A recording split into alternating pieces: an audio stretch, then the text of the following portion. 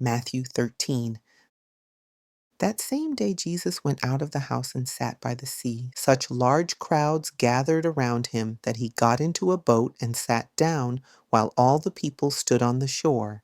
And he told them many things in parables, saying, A farmer went out to sow his seed. And as he was sowing, some seed fell along the path, and the birds came and devoured it. Some fell on rocky ground where it did not have much soil. It sprang up quickly because the soil was shallow. But when the sun rose, the seedlings were scorched, and they withered because they had no root. Other seed fell among thorns, which grew up and choked the seedlings. Still other seed fell on good soil and produced a crop, 100-fold, 60-fold, or 30-fold. He who has ears, let him hear. Then the disciples came to Jesus and asked, Why do you speak to the people in parables? He replied, The knowledge of the mysteries of the kingdom of heaven has been given to you, but not to them. Whoever has will be given more, and he will have an abundance. Whoever does not have, even what he has will be taken away from him. This is why I speak to them in parables. Though seeing, they do not see, though hearing, they do not hear or understand. In them, the prophecy of Isaiah is fulfilled. You will be ever hearing, but never understanding. You will be ever seeing, but never perceiving. For this people's heart has grown callous. They hardly hear with their ears, and they have closed their eyes. Otherwise, they might see with their eyes, hear with their ears, understand with their hearts, and turn, and I would heal them. But blessed are your eyes because they see, and your ears because they hear. For truly I tell you, many prophets and righteous men longed to see what you see, but did not see it, and to hear what you hear, but did not hear it. Consider then the parable of the sower. When anyone hears the message of the kingdom, but does not understand it, the evil one comes and snatches away what was sown in his heart. This is the seed sown along the path. The seed sown on rocky ground is the one who hears the word and at once receives it with joy. But since he has no root, he remains for only a season. When trouble or persecution comes because of the word, he quickly falls away. The seed sown among the thorns is the one who hears the word, but the worries of this life and the deceitfulness of wealth choke the word, and it becomes unfruitful. But the seed sown on good soil is the one who hears the word and understands it. He indeed bears fruit and produces a crop, 100-fold, 60-fold, or 30-fold. Jesus put before them another parable. The kingdom of heaven is like a man who sowed good seed in his field. But while everyone was asleep, his enemy came and sowed weeds among the wheat and slipped away. When the wheat sprouted and bore grain, then the weeds also appeared. The owner's servants came to him and said, Sir, didn't you sow good seed in your field? Where then did the weeds come from?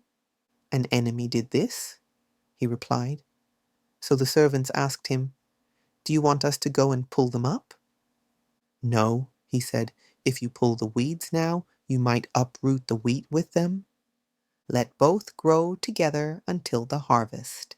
At that time, I will tell the harvesters, First collect the weeds and tie them in bundles to be burned. Then gather the wheat into my barn. He put before them another parable. The kingdom of heaven is like a mustard seed that a man took and planted in his field. Although it is the smallest of all seeds, yet it grows into the largest of garden plants and becomes a tree, so that the birds of the air come and nest in its branches. He told them still another parable. The kingdom of heaven is like leaven that a woman took and mixed into 3 measures of flour until all of it was leavened. Jesus spoke all these things to the crowds in parables. He did not tell them anything without using a parable. So was fulfilled what was spoken through the prophet. I will open my mouth in parables. I will utter things hidden since the foundation of the world." Then Jesus dismissed the crowds and went into the house. His disciples came to him and said, "Explain to us the parable of the weeds in the field." He replied, "The one who sows the good seed is the Son of Man. The field is the world, and the good seed represents the sons of the kingdom. The weeds are the sons of the evil one, and the enemy who sows them is the devil. The harvest is the end of the age, and the harvesters are angels. As the weeds are collected and burned in the fire, so will it be at the end of the age. The Son of Man will send out his angels, and they will weed out of his kingdom every cause of sin and all who practice lawlessness, and they will throw them into the fiery furnace, where there will be weeping and gnashing of teeth.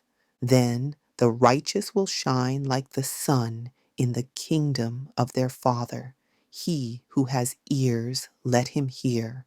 The kingdom of heaven is like treasure hidden in a field. When a man found it, he hid it again, and in his joy he went and sold all he had and bought that field. Again, the kingdom of heaven is like a merchant in search of fine pearls. When he found one very precious pearl, he went away and sold all he had and bought it. Once again, the kingdom of heaven is like a net that was cast into the sea and caught all kinds of fish. When it was full, the men pulled it ashore. Then they sat down and sorted the good fish into containers, but threw the bad away. So will it be at the end of the age. The angels will come and separate the wicked from the righteous and throw them into the fiery furnace, where there will be weeping and gnashing of teeth. Have you understood all these things?" "Yes," they answered.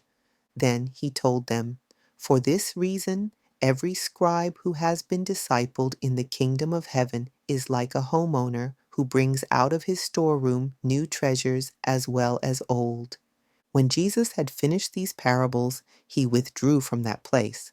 Coming to his hometown, he taught the people in their synagogue, and they were astonished. "Where did this man get such wisdom and miraculous powers?" they asked. "Isn't this the carpenter's son? Isn't his mother's name Mary?